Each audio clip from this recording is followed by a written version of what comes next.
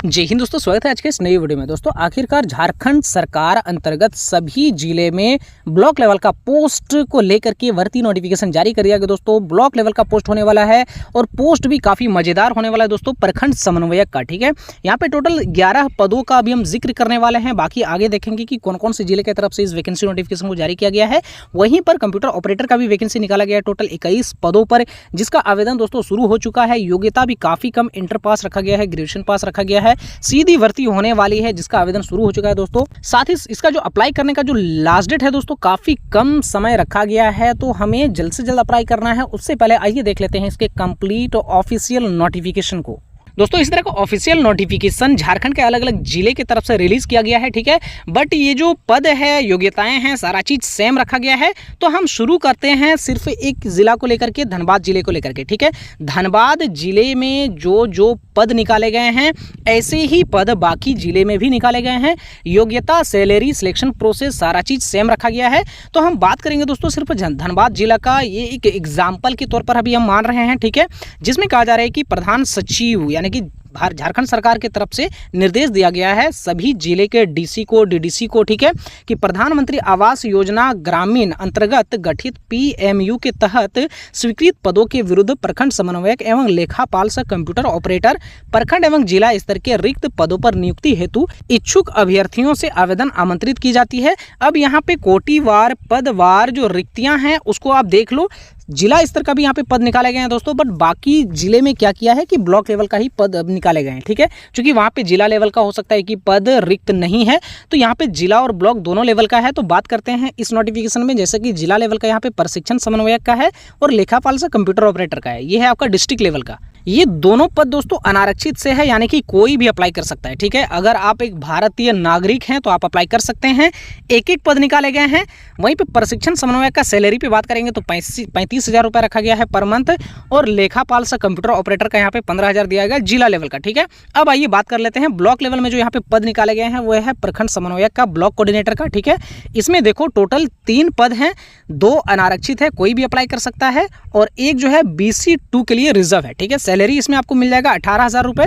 वहीं पे लेखापाल से कंप्यूटर ऑपरेटर का अगर बात करेंगे तो कुल मिलाकर के 7 पद निकाले गए हैं, जिनमें से अनारक्षित 4 है, कोई भी अप्लाई कर सकता है। SC के लिए एक रिजर्व है, ST के लिए एक रिजर्व है, BC2 के लिए एक रिजर्व है। सैलरी इसमें मिलेगा दोस्तों आपको 10,000 रुपये पर मंथ। अब आइए बात कर लेते हैं इससे जुड़े हुए अन्य सभी महत्वपूर्ण चीज़ों को। ठीक है, कि अगर आप आरक्षण का लाभ लेना चाहते हैं तो दोस्तों आपको झारखंड का जाति निवासी प्रमाण पत्र आवश्यक होगा। जाति प्रमाण पत्र यहाँ पे कहा जा रहा है कि 25 फरवरी 2019 अथवा उसके पश्चात अंचल अधिकारी के स्तर से निर्गत जाति प्रमाण पत्र मान्य होगा। ठीक है, तो 25 फरवरी 2019 के बाद से अगर आपका जाति प्रमाण पत्र बना हुआ है तो वो वैध है, अन्यथा वो अवैध है, आप उसको फिर से जाकर के आपको बनाना पड़ेगा। वहीं पे निवासी प्रमाण पत्र का अगर हम बात करेंगे तो निवासी प्रमाण पत्र के लिए यहाँ पे कहा जा रहा है दोस्तों, ठीक है, 19 जुलाई 2019 को अथवा उसके पश्चात अंचल अधिकारी CO यानी कि ब्लॉक लेवल से निवासी प्रमाण पत्र बना हुआ होना चाहिए। ठीक है, तो आप अपने जाति और निवासी प्रमाण पत्र का जांच कर लिए, अगर वो एक्सपायर नहीं हुआ है तो वो आपका काम आ सकता है। अब बात करेंगे दोस्तों एलिजिबिलिटी क्राइटेरिया का। ठीक है, यानी कि योग्यता क्या रखा गया है उसका सारे जिले में सेम रखा गया है। ठीक है, एक चीज क्लियर हो जाओ, जिला स्तर पर जो पद निकाले गए हैं इसके लिए देखो प्रशिक्षण समन्वयक का एज लिमिट यहाँ पे 22 से 45 वर्ष रखा गया है। शैक्षणिक योग्यता यहाँ पे मांगा जा रहा है मान्यता प्राप्त विश्वविद्यालय से rural management cooperative social work में स्नातक उत्तीर्ण एवं 3 वर्ष का कार्य अनुभव मांगा जा रहा है प्रशिक्षण समन्वयक में। ठीक है, ये जिला लेवल का पोस्ट है। और जिला लेवल का जो कंप्यूटर ऑपरेटर के लिए यहाँ पे एज लिमिट रखा गया 18 से 30 वर्ष, और इसके लिए जो यहाँ पे योग्यता रखा गया है दोस्तों वो रखा गया है इंटरमीडिएट कॉमर्स से किया हुआ होना चाहिए। साथ ही साथ यहाँ पे DCA का भी आपका कोर्स किया हुआ होना चाहिए, जो कि कंप्यूटर कोर्स होता है।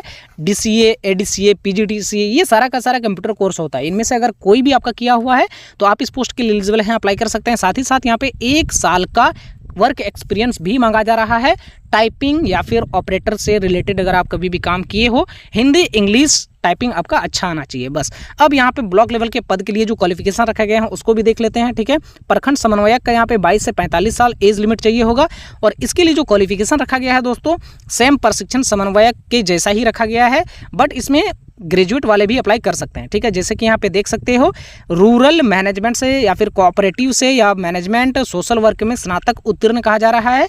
साथ ही साथ 1 वर्ष का कार्य अनुभव, मान्यता प्राप्त विद्यालय से स्नातक उत्तीर्ण यानी कि ग्रेजुएट पास हैं तो भी आप अप्लाई कर सकते हैं, बशर्ते 1 वर्ष का आपका कार्य अनुभव होना चाहिए। ठीक है, rural management, cooperative management, social work में स्नातक जो भी हैं उसको प्राथमिकता दिया जाएगा। बट ये नहीं कि सिर्फ वही लोग अप्लाई कर सकते हैं, ग्रेजुएट पास वाले भी इसको अप्लाई कर सकते हैं। वहीं पे बात करेंगे दोस्तों कंप्यूटर ऑपरेटर का जो ब्लॉक लेवल में निकाला गया है, इसके लिए एज लिमिट रखा गया है 18 से 30 वर्ष और इसमें योग्यता सेम रखा गया है। कॉमर्स इंटरमीडिएट पास किया हुआ होना चाहिए, कंप्यूटर का कोई एक कोर्स किया हुआ होना चाहिए और इसमें 6 माह का आपका एक्सपीरियंस मांगा जा रहा है। जिला लेवल में 1 वर्ष का कार्य अनुभव मांगा जा रहा था और इसमें महज 6 महीने का कार्य एक्सपीरियंस मांगा जा रहा है। ठीक है, आगे यहाँ पे उम्र सीमा को लेकर के कहा जा रहा है दोस्तों। ठीक है, जो एज लिमिट आप देखें न्यूनतम और मैक्सिमम वो 1 जून 2025 के आधार पर यहाँ पे गणना किया जाएगा। ठीक है, तो 1 जून 2025 तक आपका न्यूनतम और अधिकतम सीमा के दायरे में आप अगर आ रहे हो तो आप अप्लाई कर सकते हो। अब यहाँ पे देखो अप्लाई कौन कर सकता है, राष्ट्रीयता आवेदक भारत का नागरिक हो और रिजर्व कैटेगरी से कोई भी अप्लाई कर सकता है, किसी भी स्टेट वाले भी इसको अप्लाई कर सकते हैं। ठीक है,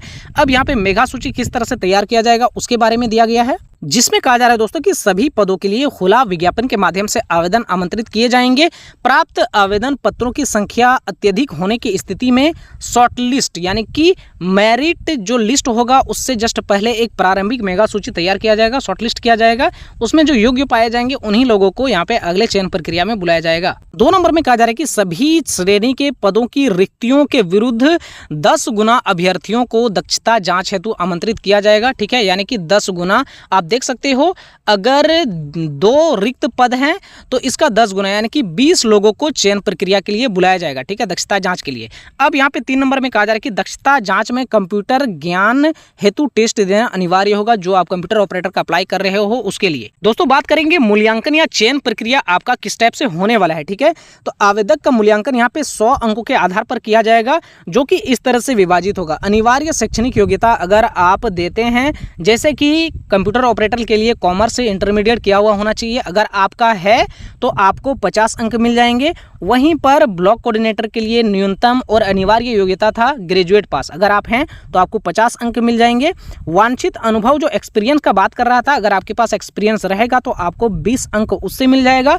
अब जो दक्षता परीक्षा होने वाला है उसमें विषय ज्ञान से 10 अंक दिए जाएंगे और कंप्यूटर ज्ञान से 20 अंक दिए जाएंगे। इस तरह से कुल 100 अंकों का में आपका मूल्यांकन किया जाएगा। इनमें से सबसे ज़्यादा जिसका अंक रहेगा फाइनली उसका सिलेक्शन होगा, जिसमें 2 नंबर में क्या जा रहा है कि कंप्यूटर परीक्षा में उत्तीर्ण का स्तर 40% रहेगा, यानी कि 10 में से आपको 4 अंक लाना अनिवार्य होगा। चयन की पात्रता हेतु कुल निर्धारित 100 अंकों में से सामान्य श्रेणी के उम्मीदवारों को न्यूनतम 50 अंक लाना होगा, ST SC को 40 अंक लाना होगा और पिछड़ा वर्ग और अत्यंत पिछड़ा वर्ग के लिए 45 अंक लाना अनिवार्य होगा। इससे कम अंक अगर आप लाओगे तो आप डिस्क्वालीफाई हो जाओगे। ठीक है, आगे की चयन प्रक्रिया में आपको शामिल नहीं किया जाएगा। कंप्यूटर ज्ञान हेतु चयन समिति कंप्यूटर टंकन की परीक्षा ले सकते हैं और लेगा ही दोस्तों। ठीक है, देखेगा ही। अंतिम मेघा सूची में पदवार रिक्ति का 2 गुना नाम पैनल के रूप में रहेगा, जो अधिकतम 1 वर्ष के लिए वैध रहेगा। उपरोक्त पदों में से 1 साल के अंदर होने वाले रिक्ति इसी से भरे जाएंगे। ठीक है, तो ये पैनल के बारे में कहा जा रहा है।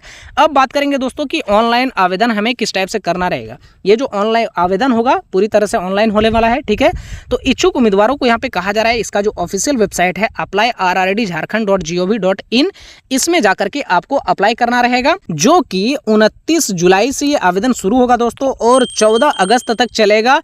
तो आप इस बीच में आवेदन कर सकते हो। आवेदन करने में अगर आपको कहीं भी समस्या आए तो कमेंट करना, हमारी टीम उसके लिए एक सेपरेट सा लाइव वीडियो बना देंगे कि अप्लाई RRD से जॉब को कैसे अप्लाई किया जाता है। 2 नंबर में यहाँ पे कहा जा रहा है कि अगर आप 2 से अधिक 1 या 1 से अधिक पदों पर अगर आप आवेदन करना चाहते हैं तो उसके लिए आपको अलग अलग आवेदन समर्पित करना पड़ेगा। ठीक है, नीचे यहाँ पे बहुत सारे टर्म एंड कंडीशन दिए गए हैं दोस्तों। संविदा आधारित यहाँ पे किस टाइप से आपका नियुक्ति किया जाएगा। सबसे पहले 3 वर्ष का आपका नियुक्ति किया जाएगा। ठीक है, इसके बाद आपके परफॉर्मेंस के आधार पर यह रिन्यूअल होता रहेगा। तो ये कुछ टर्म एंड कंडीशन इधर पे दिए गए हैं, इसको आप डाउनलोड करके पढ़ लेना।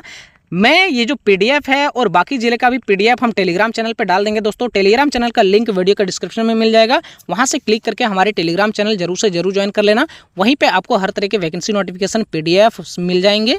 आइए अब मैं आपको दिखाता हूं कि इस तरह का कौन कौन से जिले की तरफ से वैकेंसी नोटिफिकेशन जारी किया गया है। देखिए दोस्तों, फिलहाल जो भी हमारे पास अपडेट आया हुआ है वो है धनबाद जिले में, ठीक है, 3 ब्लॉक कोऑर्डिनेटर का निकाला गया है और 7 डेटा एंट्री ऑपरेटर का निकाला गया है। लिंक भी यहाँ पे दिया गया है, लास्ट डेट रखा गया है 14 अगस्त, ठीक है, जिसके बारे में अभी हम लोग देखे वीडियो में।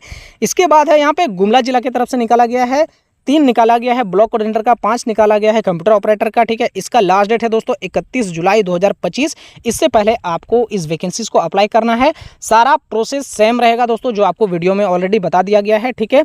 अगर आप स्किप करके देखे हो तो आपको पूरा प्रोसेस पता नहीं चला होगा, इसलिए वीडियो को आप वापस से चले जाओ और जाकर के अच्छे से पहले समझ लो, ठीक है। लोहरदगा का यहाँ पे 1 पोस्ट निकाला गया है ब्लॉक कोऑर्डिनेटर का, 1 पोस्ट निकाला गया है कंप्यूटर ऑपरेटर का, ठीक है। इसका भी लास्ट डेट रखा गया है 31 जुलाई 2025। और यहाँ पे साहिबगंज की तरफ से भी आया हुआ है, साहिबगंज में 2 ब्लॉक कोऑर्डिनेटर का निकाला गया है, 7 कंप्यूटर ऑपरेटर का निकाला गया है, 14 अगस्त लास्ट डेट है। वहीं पर सिमडेगा की तरफ से 2 ब्लॉक कोऑर्डिनेटर का है, 1 कंप्यूटर ऑपरेटर का है और इसका लास्ट डेट रखा गया है 13 अगस्त 2025। तो फिलहाल इतने जिले की तरफ से अपडेट आया हुआ है दोस्तों। इनमें से कुछ कुछ जिला ऐसे हैं जिसमें ऑलरेडी बहाली हो चुका है, पोस्टिंग भी हो चुका है, बट इनमें से और भी बहुत सारे जिले ऐसे हैं जहाँ से अभी वैकेंसी नोटिफिकेशन निकलना बाकी है। तो उसका जैसे ही वैकेंसी नोटिफिकेशन आएगा उसका अपडेट भी आपको हमारे इसी चैनल के माध्यम से मिलेगा। तो चैनल पे बने रहो दोस्तों, और आशा करता हूं आज का ये जो वैकेंसी अपडेट आपको दी गई है आपके लिए हेल्पफुल रही होगी, जानकारी अच्छा लगा होगा। तो प्लीज़ वीडियो को लाइक कर देना, चैनल पे नए आए हो तो चैनल को सब्सक्राइब कर लेना, साथ ही साथ बेल आइकन को भी प्रेस कर देना, ताकि नेक्स्ट टाइम से आपको हर तरह का वैकेंसी नोटिफिकेशन की जानकारी टाइम पर मिलता रहे। इस वीडियो को अपने बाकी दोस्तों के साथ शेयर करना न भूलें दोस्तों। मिलते हैं अगले वैकेंसी अपडेट में, तब तक के लिए जय हिंद।